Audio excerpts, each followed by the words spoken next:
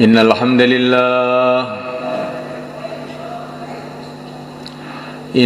لله نستعينه ونستغفره ونؤمن به ونتوكل عليه. إن الحمد لله نستعينه ونستغفره ونؤمن به ونتوكل عليه ونعوذ به من شرور أنفسنا ومن سيئات أعمالنا. من يهديه الله فلا مضل له ومن يضلل فلا هادي له. أشهد أن لا إله إلا الله وحده لا شريك له وأشهد أن سيدنا ومولانا وحبيبنا محمدا عبده ورسوله. اللهم صل وسلم وبارك عليه وعلى آله وأصحابه والتابعين لهم إلى يوم القيامة. أما بعد، فقد قال في كتابه الكريم: إن الذين قالوا ربنا الله ثم استقاموا تتنزل عليهم الملائكة ألا تخافوا ولا تحزنوا وأبشروا بالجنة التي كنتم توعدون. نحن أولياؤكم في الحياة الدنيا وفي الآخرة ولكم فيها ما تشتهي أنفسكم ولكم فيها ما تدعون نزلا من غفور رحيم. ومن أحسن قولا ممن دعا إلى الله وعمل صالحا وقال إنني من المسلمين. ولا تستوي الحسنة ولا السيئة ادفع بالتي هي أحسن فإذا الذي بينك وبينه عداوة كأنه ولي حميم. وما يلقاها إلا الذين صبروا وما يلقاها إلا ذو حظ عظيم.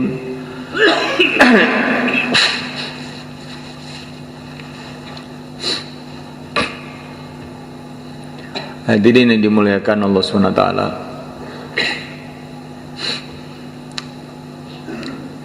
kita belajar memahami segala sesuatu itu sesuai dengan berita yang datang dari Rasulullah SAW dari Allah Subhanahu wa Ta'ala.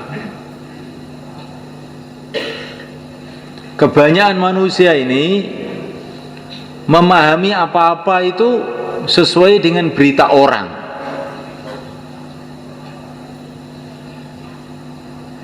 Kalau anak-anak pelajar itu kamu tanya, kenapa kamu sekolah? Katanya, nah gitu. Katanya orang-orang kalau dapat ijazah itu nanti jadi kaya. Katanya orang.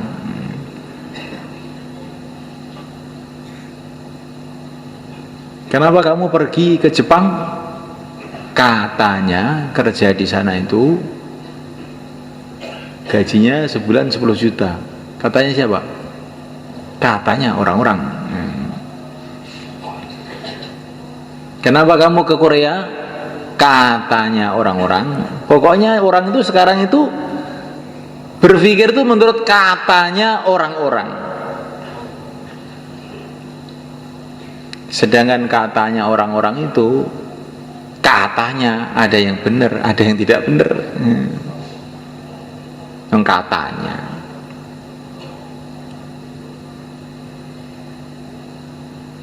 Orang kerja di Jepang gajinya 10 juta, kelihatannya rizkinya tambah, belum tentu. Ini ada teman di sini kerja di Arab, di Maret, gajinya setiap bulan 6 juta. Mulai dia dapat gaji, mulai mertuanya di rumah sakit,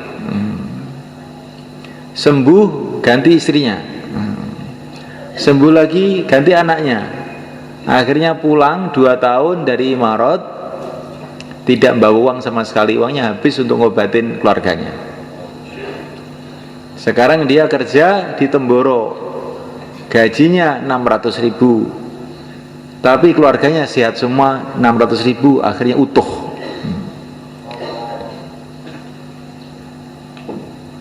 Ini kelihatannya bicara duit nih, tapi ini sebenarnya bicara iman. Jangan orang itu yakin kepada benda-benda. Benda itu bisa jadi gini, bisa jadi gitu. Bisa jadi menguntungkan, bisa merugikan. Uang bukan mesti menguntungkan.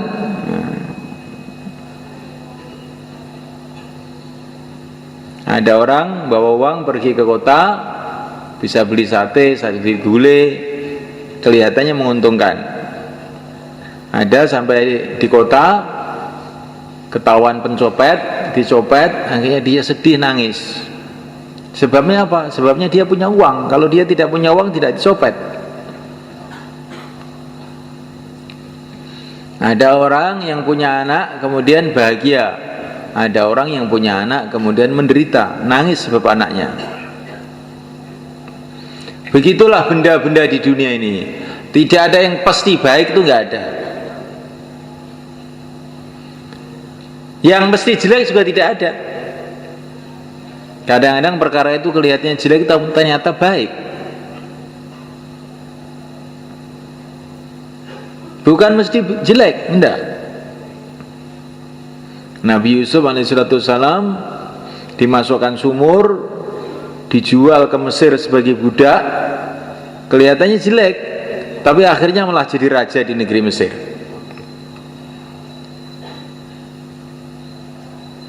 Nah, mulaikan Allah SWT, di dunia ini tidak ada perkara itu mesti baik, tidak ada perkara mesti jelek, kecuali satu saja, taat kepada Allah itulah mesti baik.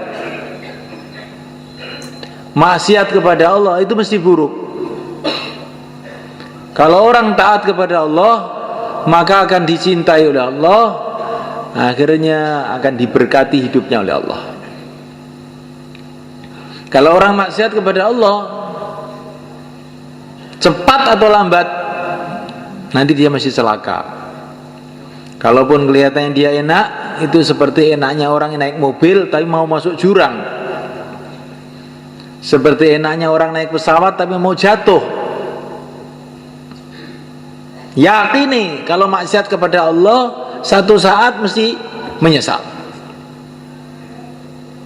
Tapi memang dunia ini dijadikan oleh Allah itu ujian.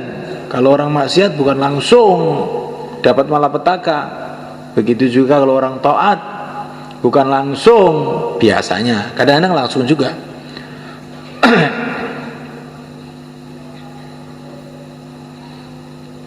Berita-berita dari mana saja itu mungkin benar, mungkin salah. Tapi berita dari Rasulullah SAW pasti benar. Waman asdaqu minallahi haditha.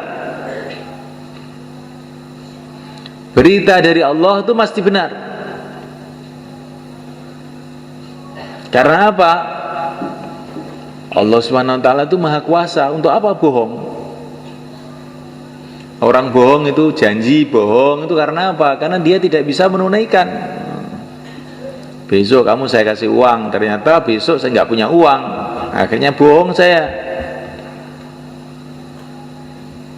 Kalau Allah SWT tidak perlu bohong, dia Allah maha kuasa. Allah menciptakan alam semesta dengan kun fayakun, jadilah maka jadi. Maka berita yang bersumber dari Allah SWT yang diberikan oleh yang mulia utusan Allah Nabi Agung Muhammad SAW itu pasti benar. Termasuk berita mengenai Ramadan ini. Kalau menurut orang, menurut manusia, Ramadan dengan bukan Ramadan ini ya serupa saja. Ramadan yang matahari dari timur tenggelam di barat sama ya. Ramadan dengan tidak Ramadan ya serupa. Tapi berita dari Rasulullah SAW, dari Allah Subhanahu wa Ta'ala, Ramadan ini luar biasa. Ini bulan yang penuh dengan barokah, kata Nabi. Syahrun mubarak, bulan yang penuh dengan barokah, bulan yang doa-doa dimakbulkan, bulan begitu hebatnya bulan itu, sehingga ini di negeri akhirat sana, akhirat itu sudah ada, cuman kita belum ke sana. Kata Nabi, di negeri akhirat sana, waktu Ramadan itu pintu-pintu surga dibuka semua. Allah berfirman kepada surga, "Hei surga, berhiaslah, siap-siaplah untuk menyambut hamba-hambaku yang soleh, yang sebentar lagi akan datang ke sini." Maksudnya orang-orang puasa. Pintu-pintu neraka ditutup. Dan neraka itu kan memang belum waktunya untuk mengadab, toh ini belum kiamat ya. Tapi ini ditutup, biasanya dibuka, ini ditutup untuk Ramadan ini. Seolah-olah Allah SWT itu ingin memberitahu kepada kita, ini pintu-pintu kejahatan itu sudah saya tutup, pintu-pintu menuju neraka sudah saya tutup. Jangan kamu usil di dunia buka-buka pintu neraka. Pintu-pintu surga sudah saya buka, jalan-jalan menuju surga sudah saya mudahkan. Jangan sampai kamu tidak usaha untuk berjalan menuju surga. Insyaallah, malakan. Masya Allah.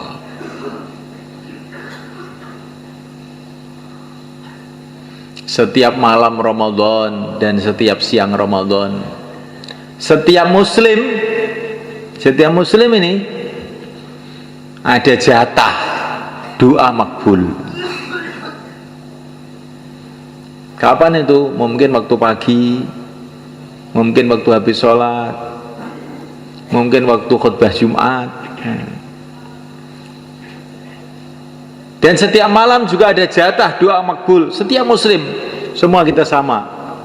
Orang Islam semua punya jatah doa makbul, tiap siang sekali, tiap malam sekali.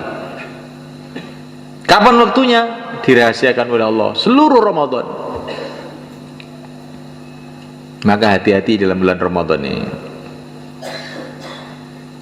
Jangan sampai nanti doa-doa kita ini waktunya dimakbulkan pas kita tidur.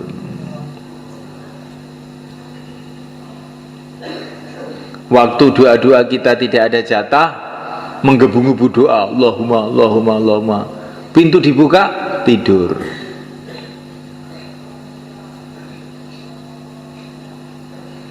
Nah itu doa itu dirahasiakan oleh Allah, supaya kita ini senantiasa mencari-cari itu. Tetapi umpama kita ini berdoa di waktu-waktu bukan jatahnya, tetap dapat pahala juga, tetap dapat manfaat juga. Tapi kalau doa kita ini kita panjatkan kepada Allah pas jatahnya, pas waktunya itu, doa itu akan kes makbul. Maka ada orang datang kepada Sayyidina Umar radhiyallahu ta'ala anhu, saya ini ada masalah begini, gimana? Kamu doa mulai maghrib sampai pagi, jangan ngantuk sedikit pun, nanti selesai masalah kamu. Bagaimana kalau malam Jumat, malam Ramadan lagi, nanti kita doa menteleng sampai subuh, bagaimana? Bisa nggak? Jangan kalah dengan sopir bis untuk mencari uang beberapa rupiah, menteleng mulai Surabaya sampai Jakarta. Jangan kalah dengan satpam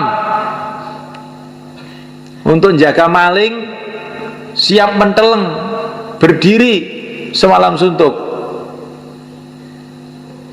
Jangan kalah dengan orang Temboro, nurut banyu sewengi utuh. Untuk mendapatkan apa? Mendapatkan air. Kalau dapat air, terus gimana? Belum tentu panen juga. Kalau sudah panen, belum tentu manfaat juga. Gitu loh. Kalau dapat air, belum tentu panen. Kadang-kadang dapat air ya nggak panen. Itu orang petani semua tahu. Kadang-kadang dapat air nggak panen juga. Setelah panen itu belum tentu kemput untuk bayar utangnya, diesel, utangnya ini, rabuk dan sebagainya. Kalaupun kemput, belum tentu uang itu bermanfaat untuk kita. Kadang-kadang uang itu malah jadi masalah di keluarga kita. Anaknya minta sepeda motor, istrinya minta mobil. Bingung sendiri. Umpama nggak punya duit, sebetulnya diam aja semua. Gara-gara kelihatan ada duit, akhirnya geger semua. Akhirnya ditegasi, nggak boleh. Ini uang disimpan, nggak boleh. Akhirnya istrinya lari ke Korea. Ayo, oke. Ini gara-gara nurut banyu tadi kayak gitu. Coba semalekan. Kenapa ke Korea? Pikirannya kalau dapat duit beruntung. Ke Korea dapat duit, ternyata tidak beruntung. Di rumah sudah berantakan semua. Anaknya ke terminal, suaminya nggak tahu kemana. Akhirnya orang tadi bingung di rumahnya, tambah menderita, hidup dalam kebingungan. Itulah dunia sebenarnya. Jadi dunia ini nggak ada yang mesti baik, itu nggak ada. Dunia itu bisa juga jadi baik, bisa juga jadi buruk. Terserah Allah. Yang mesti baik itu agama ini. Kalau orang mengamalkan agama dengan sungguh-sungguh, menjalankan perintah Allah dengan sungguh-sungguh, menjauhi larangan Allah dengan sungguh-sungguh, nanti yang buruk-buruk tahu-tahu jadi baik, yang baik tambah baik. Ini pengalaman para nabi, para sahabat, para wali-wali Allah itu. Mereka itu nggak mikir kaya miskin, nggak dipikir itu. Yang penting taat sama Allah. Setelah taat sama Allah, ternyata miskin tapi baik. Ketika mereka taat pada Allah, kaya tapi baik. Ada yang jadi raja, yang dipikir bukan bagaimana saya mempertahankan kerajaan saya. Yang penting saya taat sama Allah. Ini jadi raja yang baik. Namuliakan Allah Subhanahu wa taala. Ini yang kita pikirkan siang dan malam. Bagaimana kita menjadi orang taat. Kalau kita jadi taat, jadi baik. Keadaan apapun baik. Miskin tapi taat kepada Allah. Yakinnya mantap kepada Allah, hidupnya tenang. Alah, miskin sebentar aja. Nanti ke surga duluan 500 tahun sebelum orang kaya. Ayo, siapa yang mau daftar miskin kepada saya? Itu miskin tapi menteles. Nah, bukan miskin ingah-ingih. Ya apa miskin saya? Alhamdulillah. Jadikan miskin ya, syukuran. Ini kalau miskin ada iman, ada amal itu kalau oleh Allah dikasih hatinya itu kuat, tenang, tentram. Kalau dijadikan kaya, ada iman, ada amal, juga begitu, tenang. Kaya, lah kaya dunia aja, sebentar aja. Apa yang perlu dibanggakan? Nanti kalau pabrik kamu bangkrut bagaimana? Alah, bangkrut ya. Bukan hanya pabrik yang akan bangkrut, saya sendiri itulah akan bangkrut, mati. Gak usah takut. Bangkrut nggak bangkrut, yang penting taat sama Allah. Tapi kalau kaya tidak ada iman, tidak ada amal, bingung. Sudah kaya itu, wah nanti bagaimana kalau sawahnya kurang? Bagaimana kalau perdagangan saya kurang? Bagaimana kalau jabatan saya hilang? Bingung aja. Jadi kenikmatan surga yang ada di dunia itu sebetulnya iman. Orang Orang mengira kenikmatan itu dalam harta, kenikmatan dalam jabatan, kenikmatan dalam mobil. Bukan. Kenikmatan kalau iman itu tertanam betul dalam hati, itulah kenikmatan hidup. Tidak ada kenikmatan selain itu.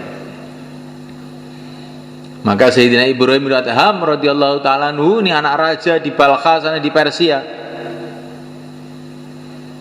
Beliau jalan kaki menuju Makkah. Ketika mau jalan kaki, setan itu datang membisikkan ke hati dia, Persia Mekah ini jauh loh, kamu jalan kaki ya berapa tahun nanti. Maka dia tersentak, astagfirullah, setan.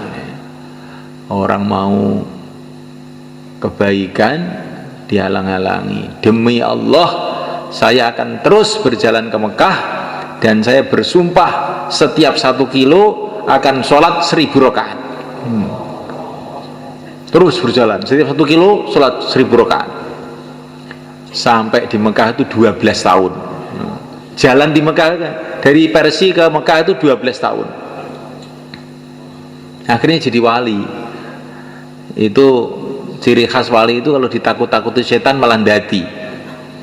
Oh, kamu ke Mekah nggak takut nanti? Hah, tidak takut. Setiap 1 kilo 1000 rakaat. Kalau mau jadi wali begitu.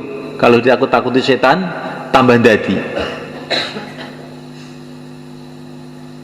Sayyidina Umar radhiyallahu ta'ala anhu, ketika beliau jadi Amirul Mukminin, maka beliau ini sedang memperbaiki Masjidil Haram.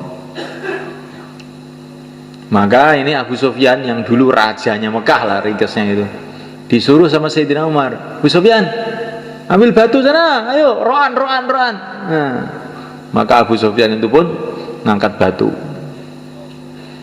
Tokoh-tokoh Mekah semua ngangkat batu, roan semua. Maka setan datang ke hati beliau ini, hebat betul kamu, Abu Sufyan. Kamu jadikan kayak anak kecil aja suruh ngangkati batu. Siapa lebih hebat dari kamu, Umar? Langsung Sayyidina Umar, astagfirullah, setan nih. Langsung beliau itu sujud di lumpur, sujud di situ. Ya biar kapok ini setannya.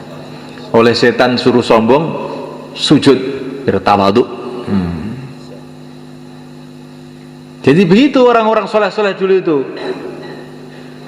Kalau dibisiki setan keburukan, dia berbuat sebaliknya. Maka dikatakan para ulama, setan itu tidak berani datang kepada Sayyidina Umar. Karena setiap dia membisikkan keburukan, Sayyidina Umar itu berbuat sebaliknya. Kalau setan datang, kamu tidur, langsung malah bangun nggak tidur. Kamu sombong-sombong malah tawadhu, jungkel, sujud di lumpur.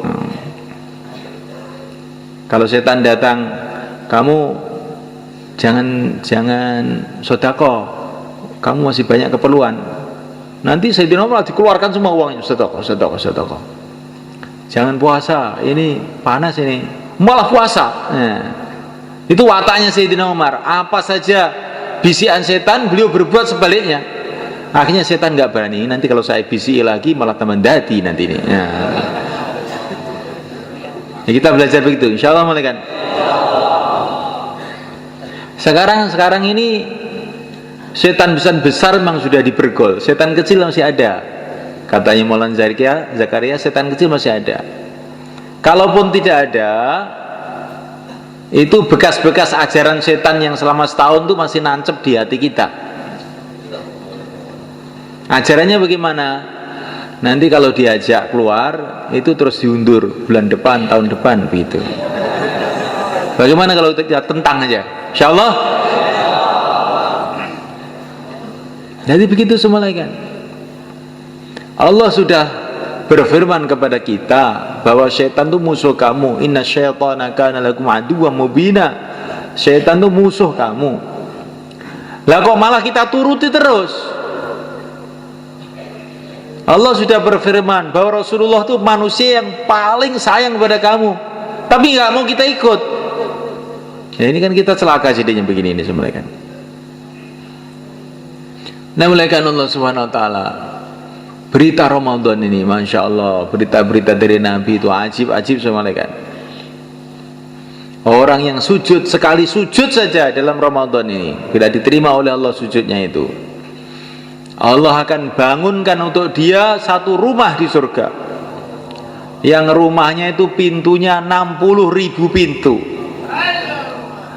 yang setiap pintu itu ada istananya, dan dalam istana itu nggak tahu apa yang ada selain Allah SWT. Sekali sujud, alangkah maha pemurahnya Allah SWT, alangkah maha luasnya Allah SWT, alangkah maha dermawannya Allah SWT. Dan bagi Allah SWT tidak sulit yang demikian itu. Katanya orang-orang ahli teknologi, ahli sains sekarang, di angkasa ini ada bertriliun-triliun, gak ada yang bisa ngitung, yaitu planet-planet yang gedenya itu kayak bumi ini, bahkan banyak yang lebih besar, berlipat-lipat, bergentayangan di udara ini, bermiliun-miliun, triliun-triliun, gak ada yang bisa ngitung, bahkan tidak ada yang bisa memperkirakan. Dan sekian banyak itu semuanya kan kosong, belum, gak ada orangnya. Yang ada orangnya cuma bumi ini dok, kosong, belum, gak ada orangnya.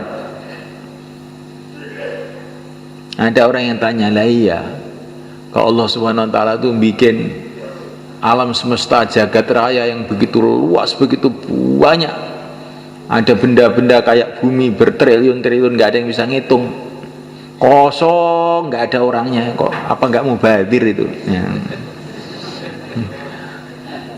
Gak ada mubadir bagi Allah SWT, karena ini ada maksud. Maksudnya supaya kamu itu tahu bahwa Allah itu maha kuasa. Kalau Allah berjanji kamu akan dikasih surga sekian banyak, sekian banyak, sekian banyak, sebab puasa kamu, sebab sujud kamu, sebab baca Quran kamu, mudah bagi Allah. Kamu lihat itu alam semesta ini kosong, belum, gak ada orangnya. Mengherankan betul. Kalau kamu lihat surga, lebih mengherankan lagi, lebih luas lagi, kosong, belum, gak ada orangnya, menunggu kamu. Nah, tapi kamu tidak mau usaha ke sana. Jadi semuanya Allah Subhanahu wa taala, ini bulan Ramadan yang mulia ini, kita ini habis-habisan cancut tali wondo untuk kita ini membangun akhirat kita, insyaallah malaikat. Dan tidak ada cara untuk membangun akhirat kita selain kita hidupkan kembali perjuangan, cita-cita, usaha yang telah dibuat oleh yang mulia Nabi Agung Muhammad SAW. Dimulainya dari kita menguatkan amal masjid kita. Amal masjid kita dalam Ramadan ini kita kuatkan.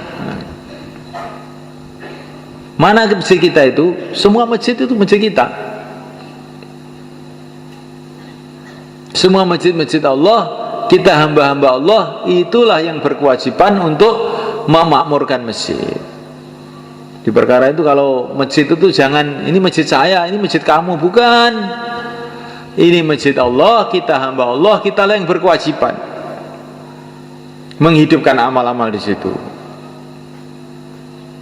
Jangan merasa ini tugasnya takmir ini. Yang mulia Nabi Agung Muhammad SAW, beliau masuk masjid, beliau melihat di situ ada dahak, ada liak di masjid, langsung wajah beliau merah. Rasulullah Sayyidul Anbiya, langsung beliau cari pelapa kurma, dibersihin itu dahak itu, dan itu dikasih minyak wangi. Kemudian beliau mengatakan, masjid ini ada rohnya, kurang lebihnya begitu. Kalau ada kotoran di masjid itu seperti orang kena kotoran, maka masjid itu merasa jijik.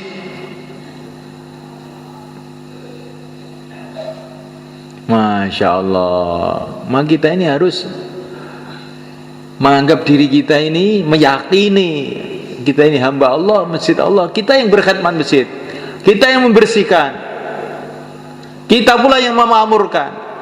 Insyaallah malaikat makmurkan masjid kita dengan amalan Rasulullah SAW, makmurkan dengan dakwah, sehingga masjid kita nanti akan jadi asbab hidayah untuk banyak orang yang Allah kehendaki. Ada masjid Rasulullah SAW di Madinah Al-Munawwarah. Masjidnya sangat sederhana, malaikat. Tiangnya dari gelugu kurma, lantainya dari tanah, atapnya dari daun-daun kurma. Kalau hujan pada bocor. Gak ada lampu di masjid itu. Tetapi masjid ini telah jadi asbab negara-negara masuk Islam, raja-raja masuk Islam, bangsa-bangsa masuk Islam. Hati-hati yang gelap telah menjadi terang benderang gara-gara masjid Madinah ini. Semoga begitulah masjid kita. Bismillahirrahmanirrahim. Karena nilai masjid itu bukan menurut bangunannya, nilai masjid itu menurut orangnya. Itu Ka'bah, jadi masjid yang sangat istimewa. Barang siapa yang sholat di sana, pahalanya 100.000 kali sholat. Kenapa? Di antara sebabnya, karena itu masjidnya para nabi, mulai mbah Nabi Adam sampai Nabi terakhir yang mulia Nabi Agung Muhammad SAW pernah beribadah di sana. Yang bangun Nabi Ibrahim, kulinya Nabi Ismail, kulinya itu loh Nabi. Makanya masjidnya jadi istimewa. Di masjid itu bukan istimewanya kalau lantainya keramik atau marmer, bukan itu. Yang di masjid itu siapa? Walaupun masjid itu sederhana, tapi yang di masjid itu Sayyidina Abu Bakar Siddiq radhiyallahu ta'ala anhu, Sayyidina Umar radhiyallahu ta'ala anhu. Maka ini masjid paling istimewa di dunia. Itulah Masjid Madinah Al-Munawwarah.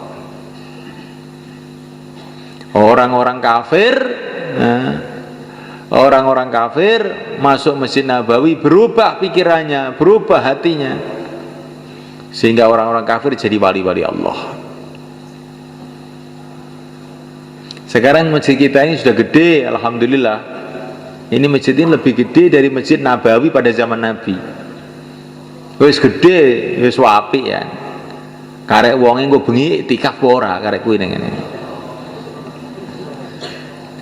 Wong Ramadan kok yo mulih kuwi arep nyapo, gitu. Ramadan ki amalane iktikaf. Ramadan malam Jumat mulih, iki apa ya patut. Patut napa mboten? Ketinggalan mboten patut. Iki cara didilok nek welek nek jan masyaallah. Ramadan malam Jumat mulih ora iktikaf. Kuwi kayane wong tuwek umur 70 tahun ngau kathok endek. Ya. Undela-undeli. Wis ngoten niku. Didilok tok langsung moto beleken.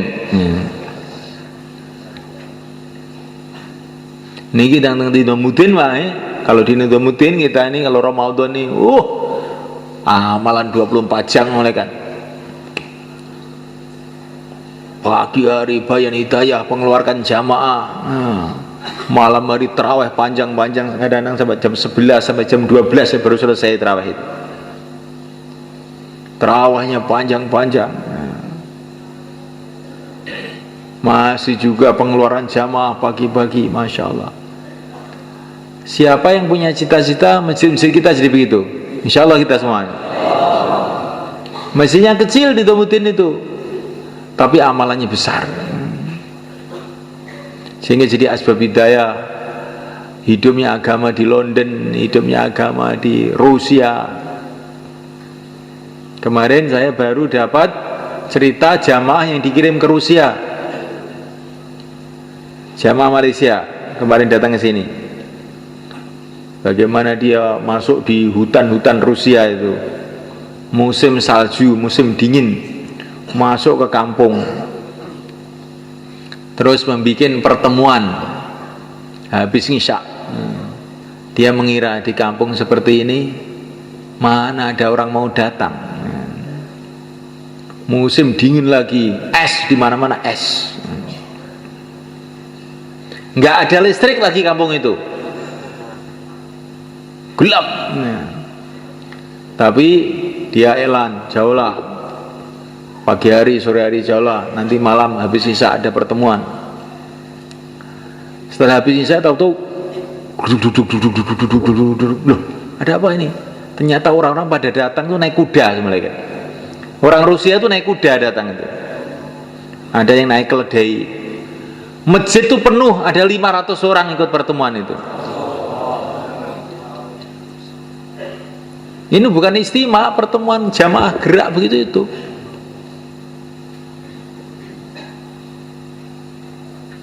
Masya Allah, ini barokahnya fikirnya Syekh Ilyas 90 tahun yang lalu. Rusia bangkit agama, di Eropa bangkit agama.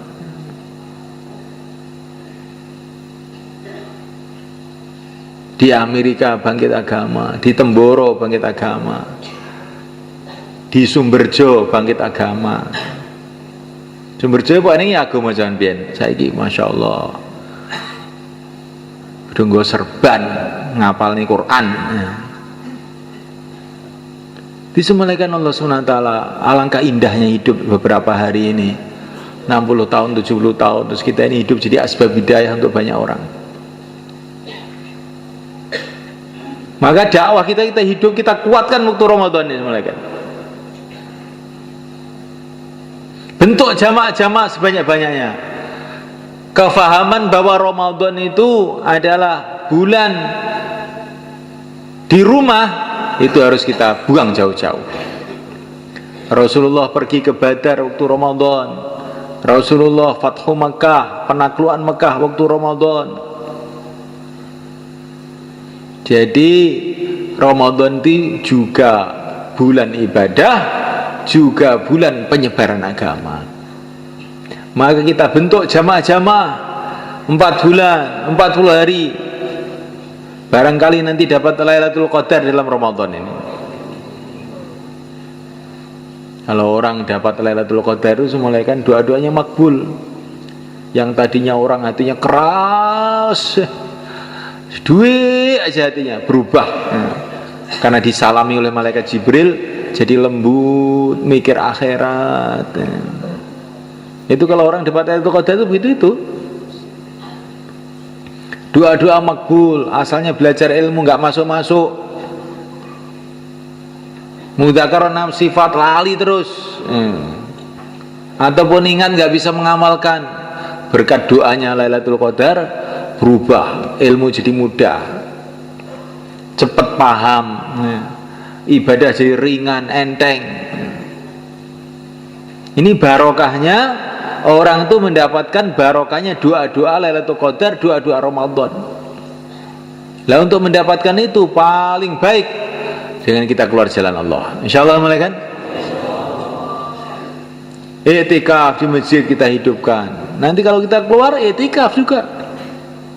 5 amal masjid kita hidupkan. Kalau kita keluar 5 amal masjid kita hidupkan juga. Jamaah-jamaah kita keluarkan. Dengan kita keluar akan kita bentuk jamaah-jamaah. Tahajud kita hidupkan. Dengan kita keluar maka tahajud pun mudah kita hidupkan. Maka Ramadan ini bulan dakwah di samping bulan ibadah. Insyaallah malaikat. Banyak orang yang dapat hidayah, banyak orang jadi wali-wali Allah dalam bulan Ramadan ini. Orang itu tahu-tahu berubah karena kesungguhannya dalam bulan Ramadan, tahu-tahu berubah. Jadi orang yang dekat kepada Allah, jadi orang-orang ahli ibadah, jadi orang-orang ahli dakwah, jadi orang-orang ahli ilmu. Maka jangan sampai kita sia-siakan detik-detik Ramadan ini. Ini sudah tidak terasa, sudah hampir separuh nih Ramadan kita dapat. Nanti tanpa terasa tiba-tiba, loh kok sudah hampir habis. Itulah umur manusia semulaikan. Perasaannya masih muda, tahu-tahu loh wis 30. Tahu-tahu sudah 40. Tahu-tahu sudah 50. Tahu-tahu sudah dekat kuburan. Nah, tapi masih mikir yang lain-lain juga. Alam ya'ni lilladzina amanu an tahsya qulubuhum li dzikrillah. Orang-orang beriman itu apa belum waktunya toh untuk hatinya tenang menikmati zikir kepada Allah itu? Apa belum waktunya? 40 tahun di dunia, 50 tahun di dunia belum pernah merasakan nikmatnya zikrullah. Belum pernah berhubungan yang sungguh-sungguh dengan Allah. Belum pernah nangis pada waktu malam ya. Belum pernah usaha akhirat sungguh-sungguh. Apa kita nggak rugi semua kan? Apakah belum waktunya kita bertaubat? Sudah waktunya, mau kita undur kemana lagi? Apa belum waktunya kita ini mikirkan akhirat dengan sungguh-sungguh? Sedangkan akhirat itu tambah hari tambah dekat, tambah hari tambah dekat. Apa belum waktunya kita ini berlezat-lezatan dengan zikrullah, dengan sholat, dengan tarawih? Terus kapan kita ini? Kapan kita ini akan merasakan seperti yang dirasakan para sahabat dulu? Tarawih semalam-malam suntuk, zikir semalam-malam suntuk. Kapan itu akan kita rasakan? Kalau hidup sekali ini kita tidak bisa merasakan itu, betul-betul hidup kita ini hidup yang rugi.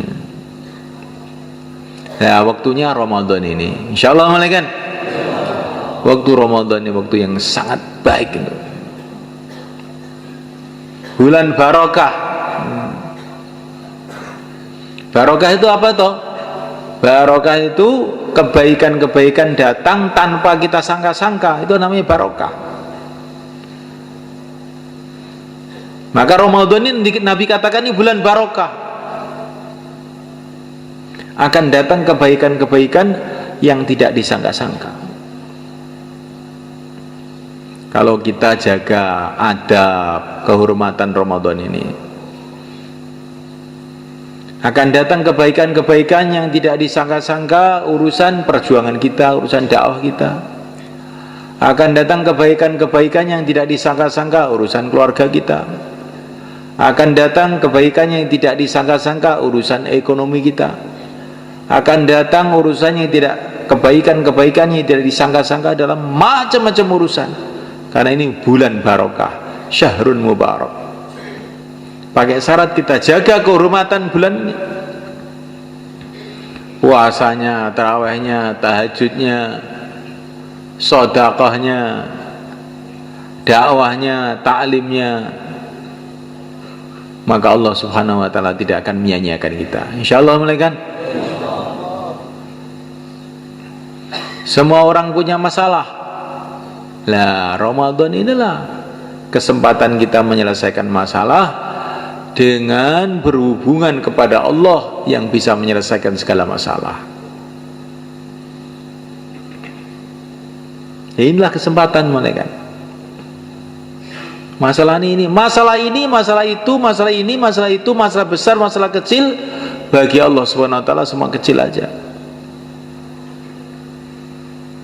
Dan Allah pun untuk menyelesaikan masalah kita ini punya sejuta cara, triliun-triliun cara, nggak ada batas yang tidak kita kira-kira.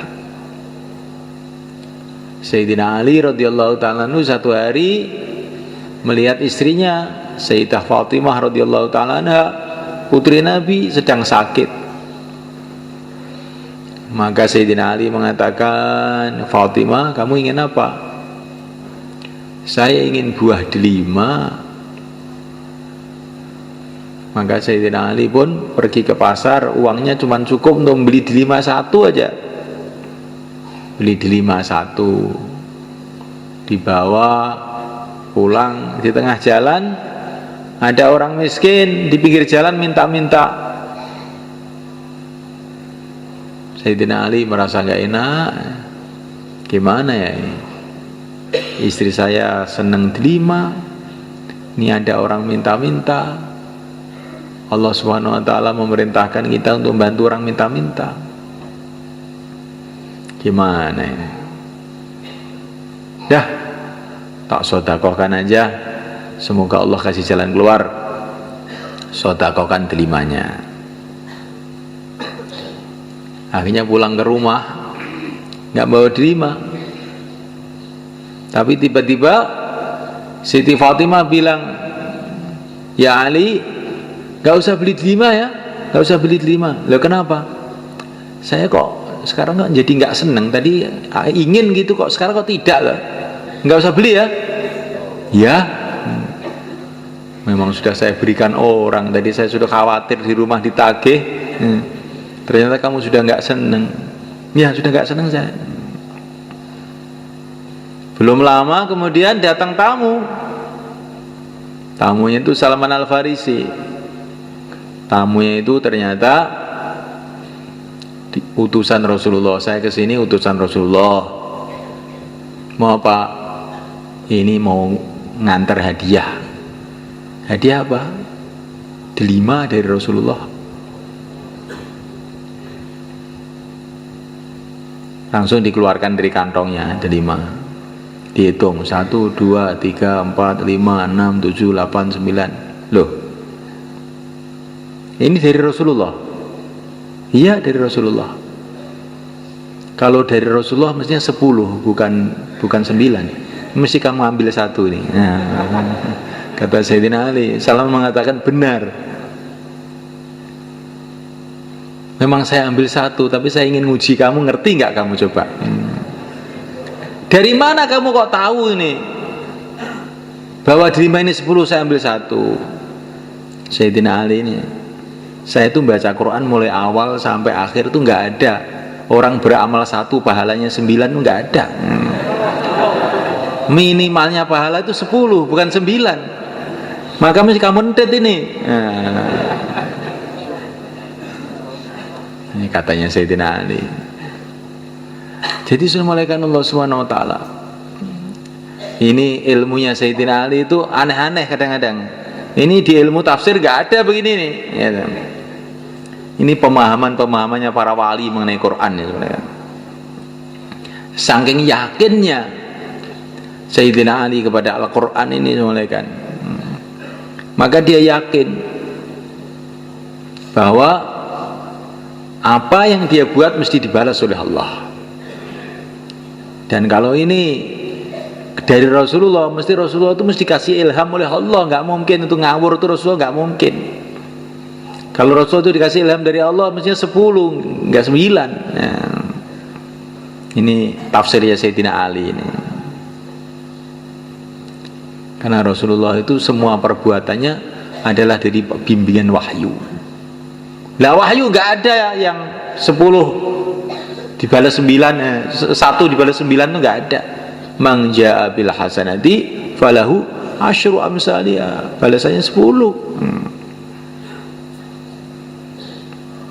Lah saya ini sudah sedekah kok nggak ada balasannya Pak ya. Mungkin balasannya tidak di sini, balasannya di akhirat. Atau mungkin sedekah kamu itu kurang ikhlas. Sedekah dengan cemberut. Sayyidina Ali itu sedekahnya dengan yakin ini perintah Allah.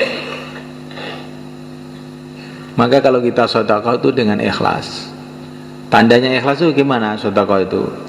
Yang memberi dengan yang diberi itu lebih gembira yang memberi. Kalau kamu ngasih orang, kok kamu tampak lebih gembira daripada yang dikasih, itu tanda-tanda ikhlas. Tanda ya. Karena berarti kamu yakin dengan janji Allah, orang yang memberi akan dikasih berlipat ganda. Tapi kalau memberi dengan ngomel, bolak balik stawai yo cinjaluk itu. Ini berarti tondo-tondo ora ikhlas. Nah, mulaikan Allah Subhanahu wa taala. Maka kita pun nanti kalau ditasil untuk keluar, itu berangkat dengan ikhlas supaya kita dapat pertolongan Allah.